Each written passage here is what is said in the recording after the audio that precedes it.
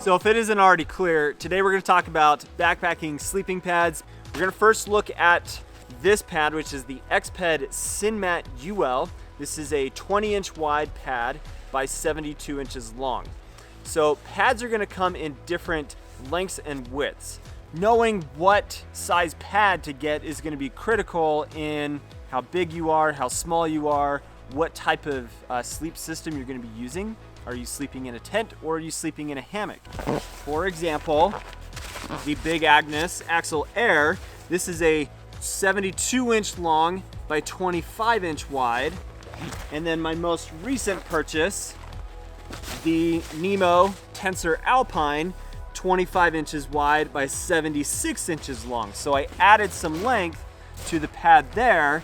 So 25 inches wide. As I have moved more and more into the years of backpacking that I'm doing, I'm finding that a wider pad as a side sleeper is way more comfortable, and I'm more willing to carry that extra weight, which this pad, being a full 4-season pad, which we'll get into this here a little bit more in a minute, this is going to be 24 ounces compared to 14 ounces for this pad and the 12-13 ounces for this pad.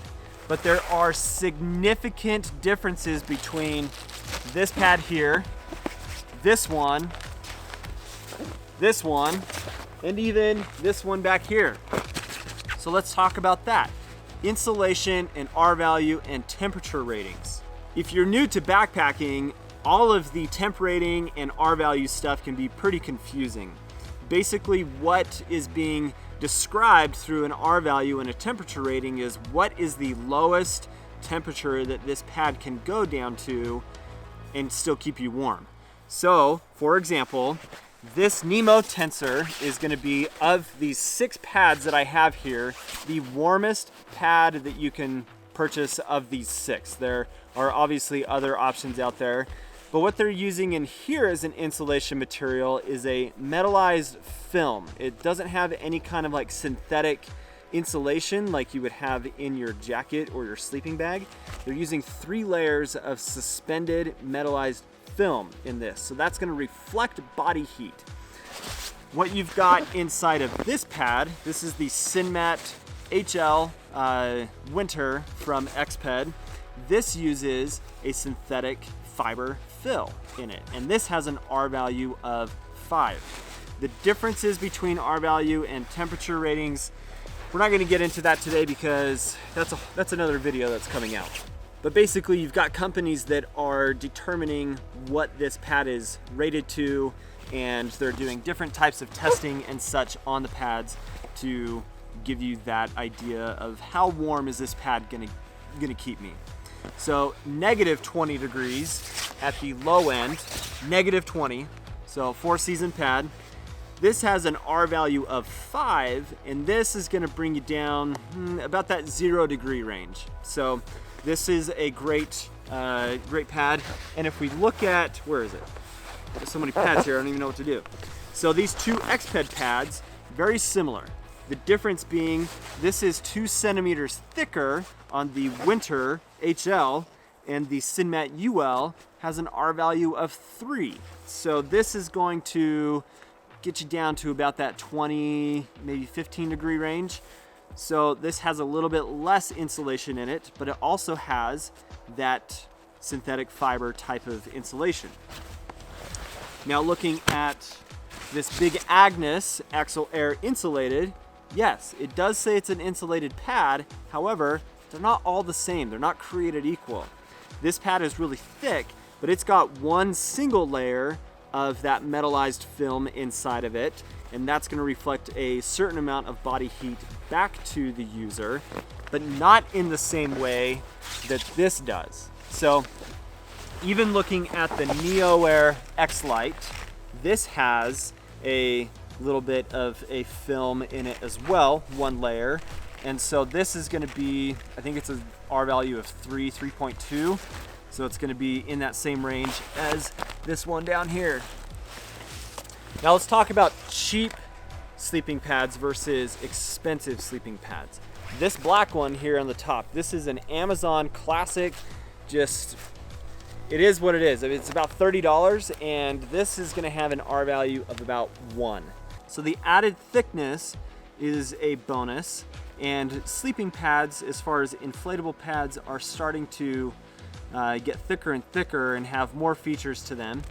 But about that 2 to 3 inch range is where a quality pad is going to be, in my opinion. So about 2.5 inches on this Nemo Air, 3 inches on this Tensor Alpine, 3.25 inches on the edges of this Big Agnes, and 3 inches in the center. 3 inches here, and then about 3.25 inches on this one. So now let's talk about baffle systems, because this is all gonna be stuff that comes into play about how you decide to be comfortable. There's a lot of different baffle systems to choose from, and they're going to work in different ways. They're gonna support weight in different ways, and so really you gotta try things out. Go to a store that you can physically lay down on different pads. But this one, you've got kind of a quilted type of welded seams on all of these pieces that are gonna make that not the most supportive. I'm trying to like be nice about this pad, but it's really just not a great pad. On the Nemo Air X-Lite, you've got horizontal baffles. There are other brands that do this as well. Perea Outdoor Products, for example, with their recharge pads, they also do a horizontal baffle. And this supports weight well because on that motion of rolling side to side, you don't fall into the baffles like you do, or at least my experience, with the vertical baffles on these Exped pads. So lots of options.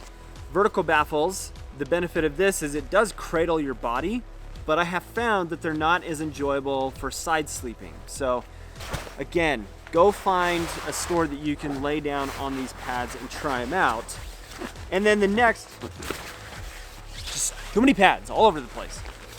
The next would be a more of a quilted baffle type of system where Nemo's using what they call space frame baffles, but this is a very supportive pad, and it's designed to be able to roll in all of the different directions and be very stable in creating just that really comfortable sleeping experience. Big Agnes is also doing a similar thing on their Axle pad, and they've also got other pads that have this same kind of system. But this has a really great supportive aspect to it. But I have found that even with this pad, as thick as it is, it's not quite as supportive as this Nemo pad. These space frame baffles on this Nemo, man, they are freaking awesome. And I'm not saying that to like only buy Nemo. I'm saying it because like I've got 6 pads here, and that Nemo is probably the most comfortable pad I've ever laid on. So guys, lots and lots of different options, and the best thing that you need to do is find out how thick of a pad you want, or do you even want to go with one of those accordion style pads like the Nemo Switchback or the Thermarest Z-Lite. Those are going to be your thinnest but fairly lightweight and most simple pads. They're not going to puncture and get holes in them like these will. But you got to decide how long you need, how wide you want it, what kind of weight range you're wanting to be in. And at that point, you also need to make a decision on how warm do I need. And so you're going to look at those R values, you're going to look at those temperature ratings, and by doing that, that's going to narrow down what type of pad you want. For me, I like to have 2 or 3 options of pads to be able to take out depending on the season that I'm going out on the trail. For example, this Nemo Tensor Alpine, this is a 4-season pad, rated to -20 degrees. This is a pad that I'm not going to use in the summer. It's just not going to be comfortable. I will sleep worse because I'm likely going to be sweating inside of my sleeping bag on top of this, even though like this bag, for example, is a 32 degree. I'm going to be too hot on this. So maybe in the summer, going with this pad is going to be the better route. Or if I want to be a little bit warmer because I'm going to be in high altitude areas, going with this RValue of 5 can guarantee me to be warm on those nights that drop down into the 40s, and I can carry a little bit lighter sleeping bag and be a little bit warmer.